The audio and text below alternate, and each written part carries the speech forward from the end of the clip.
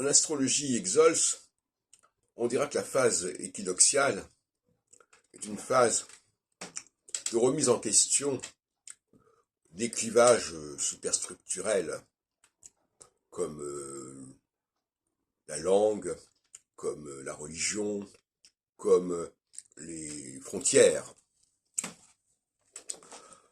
Il ne faut donc pas s'étonner qu'en phase équinoxiale, il y ait beaucoup plus d'immigration, en tout cas c'est ce que je suppose, qu'en phase solsticiale. Et je dirais même qu'en phase solsticiale, il doit y avoir un reflux. Ceux qui ont immigré en phase équinoxiale doivent repartir, normalement, doivent ressentir le besoin de repartir en phase solsticiale, ce qui crée une sorte d'équilibre. Il y a un plus, il y a un flux et un reflux. Je ne sais pas si ça fonctionne véritablement comme ça, mais ça devrait fonctionner comme ça, et ça devrait être programmé comme ça.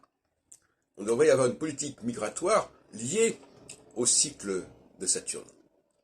À ce moment-là, on dirait, bon, voilà, effectivement, en période équinoxiale, bon, il est normal d'ouvrir les frontières, par exemple, de faciliter la migration.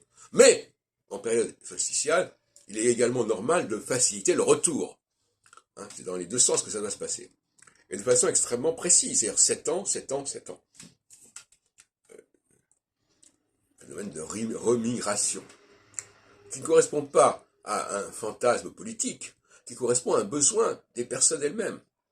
Ces personnes elles-mêmes qui sont à un moment donné en phase équinoxiale dans un sentiment où on peut dépasser les clivages, et puis tout d'un coup, cette impression, cette illusion s'affaiblit, s'estompe. Et à ce moment-là, les gens sont plus disposés à entendre la nécessité d'un retour. Et je crois qu'on ne peut pas concevoir une politique migratoire sans cette dualité, sans cette dialectique entre ces deux temps. On notera d'ailleurs que la période de 7 ans, c'est comme une période raisonnable. Au bout de 7 ans, effectivement, quand on a 7 ans pour immigrer et pour s'intégrer, bon, très bien. Et puis après, quand il y a 7 ans encore pour repartir et pour renouer et se réenraciner, ce sont des chiffres intéressants. C'est l'occasion pour moi de dire à quel point c'est une grave erreur en astrologie de ne pas considérer des périodes, mais de considérer des moments. Parce que les moments qui sont liés au besoin de dresser un thème, ça ne veut rien dire. Parce qu'il y a une succession de moments qui vont dans tous les sens.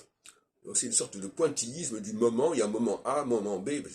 Il faut absolument créer, pour que l'astrologie soit utile et fiable, il faut créer des périodes beaucoup plus longues, qui soient liées à des orbes, ou plus exactement, qui soient liées à un point de départ d'un processus qui va s'arrêter au point de départ d'un autre processus.